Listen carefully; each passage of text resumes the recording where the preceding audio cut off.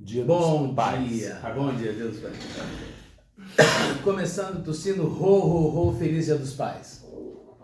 Viu, você, é um prazer estar aqui com essa figura ilustre, Dr. Jô Furlan. E eu com o Dr. Davi Vidigal. Então. Dadá e Jojo. Mais ou menos. E de tabela, meu filho ganhou um tio maravilhoso, já que nós dois vivemos em Arraial da Ajuda, longe dos parentes de sangue. Aliás, hoje eu vejo que o parente é o parente afinidade. Então, você que é pai, você deve... Hoje é Dia dos Pais, né, Jô? Hoje é Dia dos Pais, né? Eu comecei dizendo isso. Exatamente. Né? Hoje, como é Dia dos Pais, eu acho que o grande parentesco da vida hoje não está ligado diretamente à questão sanguínea, mas acho que é a questão afinidade. Então, mesmo que você esteja longe do teu pai, longe do teu filho, dá uma olhadinha no teu entorno aí, que eu tenho certeza que vai ter alguém que vai adorar ganhar um abraço teu de Feliz Dia dos Pais. Eu estudei fora, né? Quase 1.000 quilômetros, meus pais, fiz faculdade de medicina no Rio de Janeiro, meus pais morando lá no interior de São Paulo, divisa com o Paraná, em Ourinhos, e eu brincava muito que quando eu trabalhava com pesquisa não podia sair, pesquisa não interrompe, né? Então muitas vezes eu tive que ficar Natal, Ano Novo, para lavar gaiola de rato, né? E tem alguém que fala que a gente teve sorte, né? Mas tudo bem, eu lembro que tem uma pessoa muito querida, o Guira, que acho que 2 anos eu passei, ele falava, ele me chamava de filho, então meu Natal eu passava na casa dele. Junto com família, e família é quem a gente escolhe. Eu aprendi muito isso, Davi.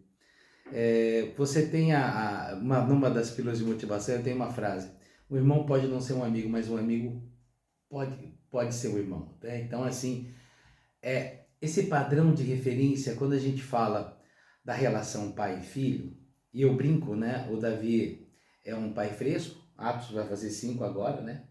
Dia 6 de setembro. Os meus eu não vou falar a idade, mas já tenho netas de 12, né? Luiz e Laura. Né? O Roy e o Beto são bem mais velhos, mas é aquela coisa de a mudança do processo e o quanto amor é a coisa básica desse processo, né? Porque a gente sempre diz, né? Mãe é amor, eu sempre brinco isso, né? E pai é responsabilidade. Eu tô até hoje, né? Pai é amor. Né? Eu brinco muito no Dia das Mães dizendo que tem uma frase, uma tese de um amigo meu sobre sexualidade. Ele diz que se Deus existe, a mulher usa a saia, porque ele fala que o amor que a gente atribui a Deus, esse amor incondicional, o amor que tudo perdoa, é da mãe, né? Não é do pai. O pai fala, deixa se ferrar um pouquinho para a gente não ser cortado, e depois a gente vai lá e corrige, né? A gente quer que a experiência contribua para o desenvolvimento. E como é, irmão? E como é? Pegando o gancho do pai é responsabilidade, eu estava conversando com o Jô hoje de manhã sobre algo muito importante para todos os pais, né? Começando pelo grande pai da nação, que está aí para cuidar, né, de todos os seus filhos brasileiros. E eu, como psiquiatra, estava colocando para ele...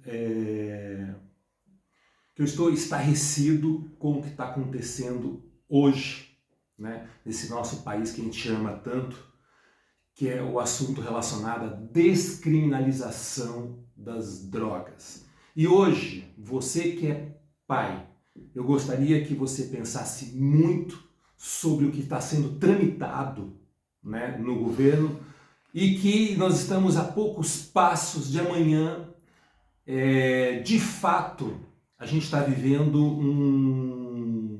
uma odisseia negativa com relação ao uso de drogas nesse país. As pessoas falam descriminalizado, Jô, mas de fato o Brasil, na prática, já há muito tempo não criminaliza as drogas. Ninguém vai ser preso que está com um baseadinho na rua. Isso de fato já acontece. Agora, a minha preocupação, como pai fresco, como ele mesmo falou, como médico psiquiatra que há 30 anos está no front, ou seja, vou pegar só um gancho, né? Eu sou neurocientista, com ênfase em neuropsiquiatria, tá? Mas assim, gente, vamos entender uma coisa, o Davi, eu considero um dos maiores especialistas em dependência química. Então a gente não está falando com um psiquiatra que está no consultório tratando de tudo. Davi dedicou boa parte da vida profissional dele à dependência química. Então a gente está ouvindo de um especialista que viveu décadas essa realidade da dependência, tá? Só para a gente contextualizar, porque você não vai falar isso, mas eu falo. Bacana. Então, falando dessa realidade da questão das drogas e por que eu estou estarrecido, pelo seguinte, eu comecei minha jornada como médico, como psiquiatra, indo em 1992 fazer um curso de dependência de heroína na Europa. E aproveitei, como todo jovem médico, mochilar pela Europa. E a grande meca de todo jovem na época lá era ir para Amsterdã, Holanda, porque lá estava legalizado o uso de drogas. Isso em 1992, Jô. 31 anos atrás. 31 anos atrás. Então, um modelo que todo mundo coloca como referência, a Holanda legalizou as drogas, país de primeiro mundo. Gente, uma grande falácia, um grande erro.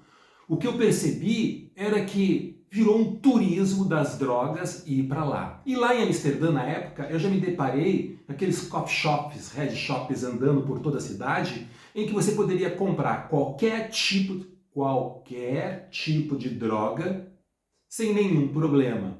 Resultado disso, aumentou-se lá o quadro de transtornos psicóticos, de quadros depressivos, de suicídios, de homicídios, sendo que a mídia não fala sobre isso, mas já faz uns 10 anos que Amsterdã, Holanda, está iniciando um processo de retaliação, de diminuição dessa liberação das drogas. Então, só colocando que não deu certo assim como se coloca.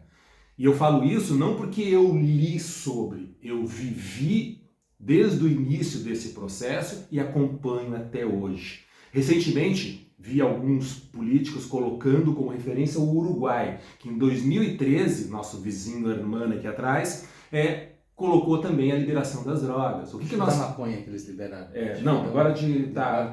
O que está acontecendo lá? Então nós temos a maconha cheirosa, que eles usam, alguns lugares podem plantar lá, então eles têm uma maconha um pouco mais cheirosinha lá na cidade, né? Talvez para deixar a Punta del Este mais cheirosa, né? Mas o que acontece? Né? Aumentou os quadros de depressão, aumentou os quadros de suicídio, está aumentando a violência lá, e algo que o Uruguai nunca teve, está virando ponte de tráfico para a Europa, ou seja, né, os países produtores de cocaína, como Colômbia e tal, estão mandando droga para lá e exportando via Uruguai. Então, às vezes colocam, não, mas o modelo do... Gente, o Uruguai tem 3,5 milhões de habitantes. É um pedacinho de São Paulo. A gente não pode basear um país territorial como o nosso, com 200 e poucos milhões de pessoas, e dizer que aquele modelo vai dar certo. Uma coisa que sempre me preocupa, Davi, é o seguinte. Eu vejo, com todo respeito, eu vejo pessoal filosofando em cima, politicando em cima, e na hora que aperta, cai no médico. Exatamente. Tá bom? Todo mundo filosofa em cima, discute. A hora que aperta, ninguém vai bater no Congresso Nacional. Ninguém vai bater no Senado. Ninguém vai bater na presidência, ou ninguém vai bater na escola. Na escola ainda vai reclamar um pouquinho. Mas vai pro médico. E o médico vai fazer o quê? Como hoje, muitas vezes, o policial vai ficar amarrado, porque o que é o que não é? Né? Que alguém que está expondo a vida ali. Então, desculpa no Dia dos Pais a gente falar sobre isso, mas a nossa preocupação é de pais, né? Eu tenho 2 filhos, um que não bebe, o outro que bebe comigo e gosta de uma cervejinha, né? Briga comigo quando eu coloco um gelo no uísque, né? É aquele que é cowboy, essa coisa toda. Mas assim, eu tenho 2 netas e me preocupa muito isso. Quando você a gente vai discutir o negócio, uma coisa que a gente não concorda, tá bom? Que é a história dos games, da violência em games, mas você abre a porta para coisas, né? A gente sabe que o risco de uma pessoa sobre determinado procedimento, sobre a ação de determinada droga surtar, se ele é borderline, se ele é limítrofe, né? A gente está falando isso em relação às drogas alucinógenas religiosas, não estamos falando contra, mas tem pessoas que estão ali no limite, só falta um chutezinho. E esse chutezinho muitas vezes é um alucinógeno. Então, esse muito bom você colocar isso, questão do chutezinho. Aí muita gente me fala, poxa, Davi, eu uso maconha e nunca me deu nada. Vamos entender o seguinte, existem 3 tipos de classes de drogas, bem simples. Existem os depressores, né, que são o álcool, que é uma droga legalizada, mas é um depressor central. Tá? É a famosa bode que você fica no dia seguinte sem a bolsa da bebida. Por isso que dá, é bem isso aí. Por isso que, não, eu fiquei alegre. Não, você vai ficar deprimido depois. No dia seguinte você vai pagar o preço. Mas é uma droga legalizada, não vamos falar nisso. Daí nós temos as drogas estimulantes, como é o caso da cocaína, heroína, e as drogas nós chamamos de psicodislépticas. São aquelas drogas que dão um baratinho, uma alteração da senso-percepção. É o caso da maconha, vamos colocar a maconha. Então o cara fuma um baseadinho, de repente acha tudo mais engraçado, vê o mundo de uma forma diferente, com mais leveza. Olha, eu escolhi com essa camisa aqui hoje pra vocês. Exato. Minha mulher virou e falou pro Davi, ó, não deixa o Jota desarrumar. Não, ele tá arrumadinho, né? A caráter aqui, que nós estamos em Arraial da Ajuda, que eu já vou chegar nesse assunto, Arraial da Ajuda. Então tá, vamos focar na maconha. Qual que é o problema da maconha, doutor Davi? Né? Eu uso maconha há muito tempo, eu estou falando isso porque eu tenho muitos conhecidos aqui em Arraial da Ajuda que fumam maconha diariamente.